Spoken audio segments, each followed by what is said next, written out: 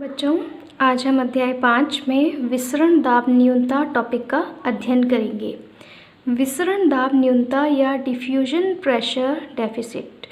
तो ये क्या है विसरण दाब? आपने जब विसरण पढ़ा था तब उसमें बताया था मैंने कि विसरण दाब किसे कहते हैं। आपको याद दिला दूं कि जब कोई पदार्थ विसरित होता है तो उसके अणु माध्यम पर या विसरित होने वाले पदार्थ पर एक दाब डालते हैं, उसे ही क्या कहते हैं? विसरण दाब या डिफ्यूजन प्रेशर कहा जाता है। अब बात की जाए कि शुद्ध जल या जो शुद्ध विलायक है उसका विसरण दाब क्या होता है? उच्चतम होता है। किसी भी शुद्ध जल या विलायक का विसरण दाब क्या होता है? उच्च होता है।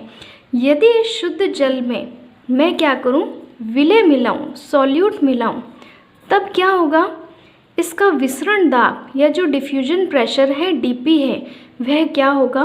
कम होगा। ठीक है, विलयन का, क्योंकि विलय मिलाने पर ये जो पानी है या विलायक है जब इसमें विलय मिलाया है तो अब इसका क्या बन गया है?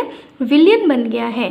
तो इसके डीपी में या डिफ्यूजन प्रेशर में या विसरण दाब में क्या हुई है? कमी आई है।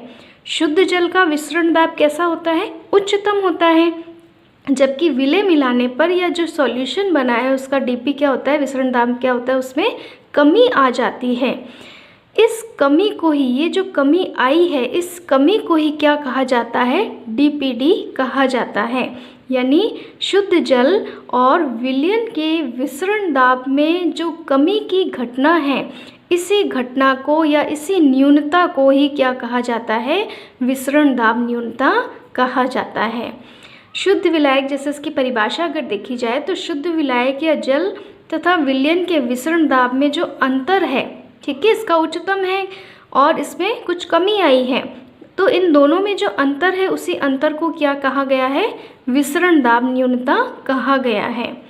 किसी भी सिस्टम में हम विलय मिलाते हैं, विलय मिलाने से क्या होता है? अभी आपने पढ़ा, विसरण दाब में कमी आ जाती है। किसी भी सिस्टम या कोशिका में या किसी भी विलायक में जब हम विलय मिलाएंगे तो उसके विसरण दाब में जो आई कमी है उसी कमी को डीपीडी कहा जाता है।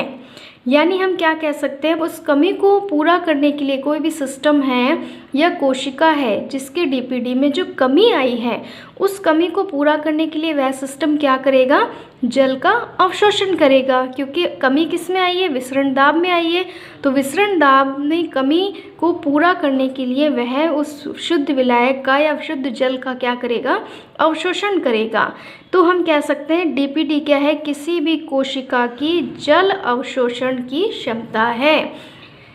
डीपीडी को चूषण दाब भी कहा जाता है, एसपी कहा जाता है। और ये क्या है? जल की मांग है। डीपीडी को हम शॉर्ट तरीके से अगर समझना चाहे तो क्या है? ये है जल की मांग है, जल अवशोषण की क्षमता का प्रतीक है डीपीडी। कोई भी कोशिका का अगर डीपीडी उच्चतम है तो यानी कि उसकी जल की मांग क्या है? उच्चतम है। दूसरा, अगर इसमें बात करें तो डीपीडी क्या करता है? परासरण की दिशा का निर्धारण करता है। परासरण या ऑस्मोसिस आपने पढ़ा था, क्या था? कोई भी कोशिका या तो जल जो है वो बाहर निकलता है या जल प्रवेश करता है। तो इसमें क्या है? ये परासरण की दिशा किस प्रकार से निर्धारित करता है डीपीडी? यह कम डीपीडी से, किसी भी कोशिका का या सॉल्यूशन का अगर डीपीडी कम है यानी जल की मांग कम है तो जो पानी का मूवमेंट होगा, जल की जो गति होगी वो कहाँ होगी? कम डीपीडी से अधिक डीपीडी की तरफ होगी। कम डीपीडी किसका होगा? हाँ, यहाँ पर शुद्ध विलायक का, ठीक है, या शुद्ध जल का डीपीडी, ना कि डीपी। डीपी तो उच्चतम होता है लेकिन जो विसरण दाब न्यूनता है वह शुद्ध विलायक की क्या होगी? कम होगी, क्योंकि वो तो ऑलरेडी उसमें पानी है तो और उसमें पानी क्या आएगा, इसलिए उसका डीपीडी, जल की मांग क्या होगी? उसके लिए कम होगी। और अधिक डीपीडी क्या होगा? किसी भी विलयन का डीपीडी क्या होता है? अधिक होता है। तो पानी का मूवमेंट कहाँ होगा? शुद्ध विलायक से विलयन की ओर, यानी हम कह सकते हैं कम डीपीडी से अधिक डीपीडी की ओर ही पानी का मूवमेंट होगा। तो यानी कि यहाँ पर परासरण की दिशा पता चल रही है। जैसे मैं आपको एग्जाम्पल देती हूँ, कोई दो सॉल्यूशन है, एक सॉल्यूशन ए है, एक सॉल्यूशन बी है। जो ए सॉल्यूशन है उसका डीपीडी मान लो 50 है और जो बी सॉल्यूशन है उसका डीपीटी मैंने कहा है 20 है। अब मैं आपसे पूछ लूँ कि जल जो है या परासरण की जो क्रिया है वह ए से बी होगी या बी से ए होगी, तो आप सीधा इसमें देख सकते हो कि कम डीपीडी से अधिक डीपीडी की ओर परासरण की क्रिया होती है, ऑस्मोसिस होता है। तो इसमें डीपीडी किसका अधिक है? कोशिका ए का। और कम किसका है? कोशिका या सॉल्यूशन बी का। तो बी से ए की तरफ यानी कम डीपीडी से अधिक डीपीडी की तरफ ही वाटर का मूवमेंट होगा, ऑस्मोसिस जो है बी टू ए होगा। क्लियर है बच्चों?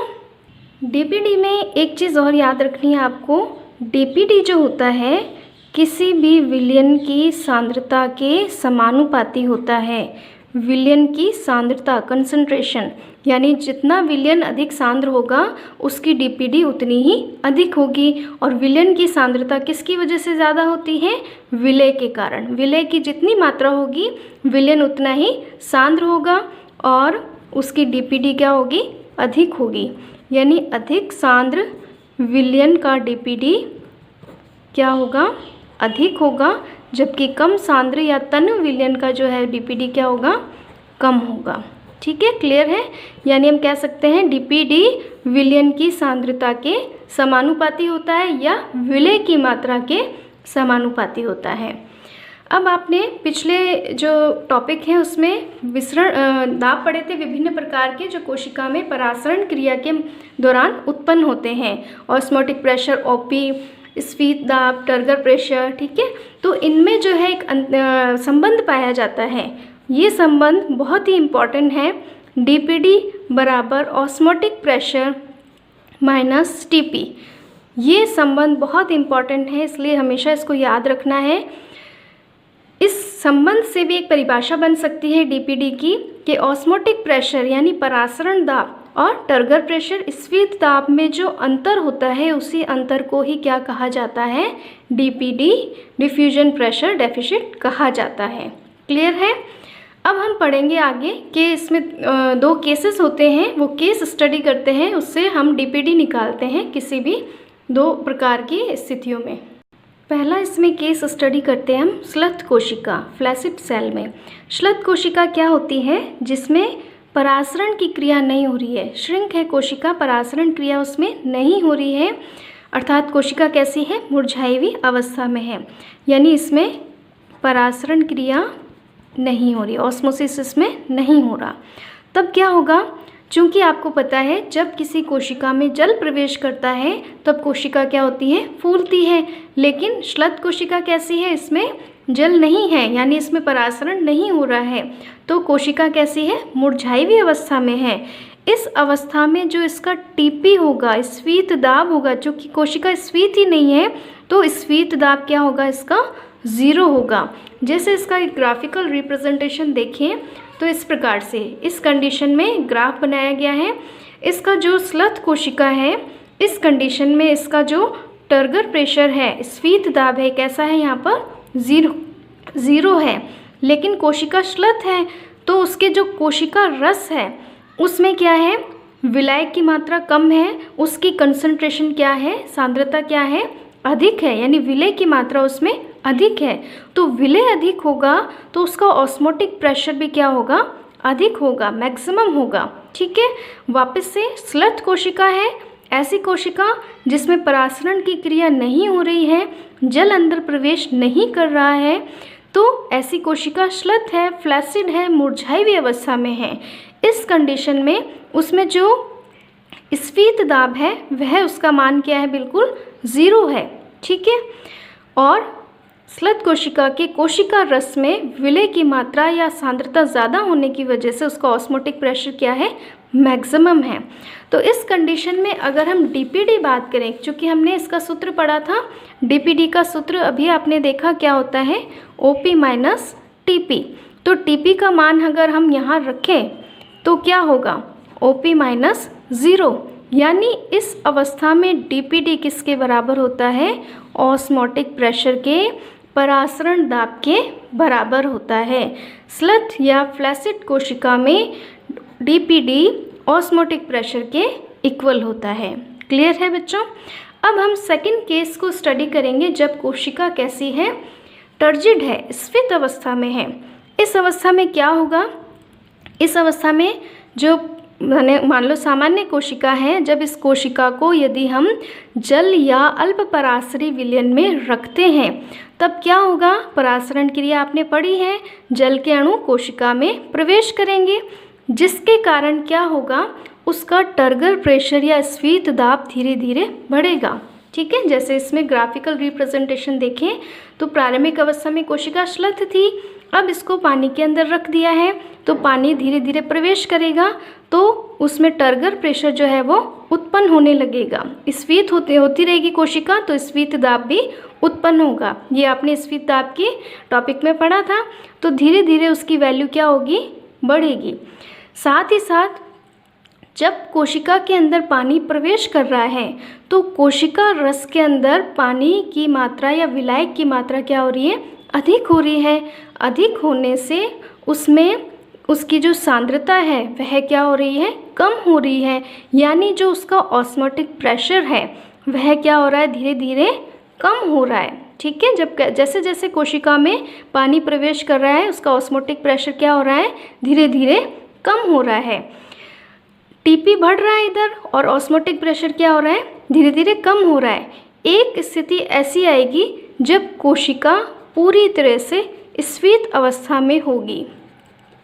जब कोशिका पूरी तरह से स्फीत हो जाएगी, पूरी तरह से फूल जाएगी, तब उस कंडीशन में उसका ओपी और टीपी इस पॉइंट पे क्या होंगे, लगभग दोनों क्या हो जाएंगे, बराबर हो जाएंगे। ठीक है, ये बात क्लियर है। यानी स्फीत कोशिका में जब पूरी तरह से स्फीत हो जाती है तो उसमें ओपी और TP turgor pressure osmotic pressure क्या हो जाते हैं, बराबर हो जाते हैं। तब अब इसमें टीपीडी का सूत्र हम रखते हैं, ओपी माइनस टीपी। डीपीडी बराबर क्या होगा, ओपी और टीपी दोनों क्या है, बराबर है, यानी 0। तो पूर्ण स्फीत कोशिका में का डीपीडी जो होता है उसकी वैल्यू क्या होती है, 0 होती है। पूर्ण स्फीत कोशिका है, पूरी तरह से पानी प्रवेश कर गया है, पूरी तरह से फूल गई है, यानी जल की मांग या डीपीडी जो है उसकी बिल्कुल 0 हो गई है।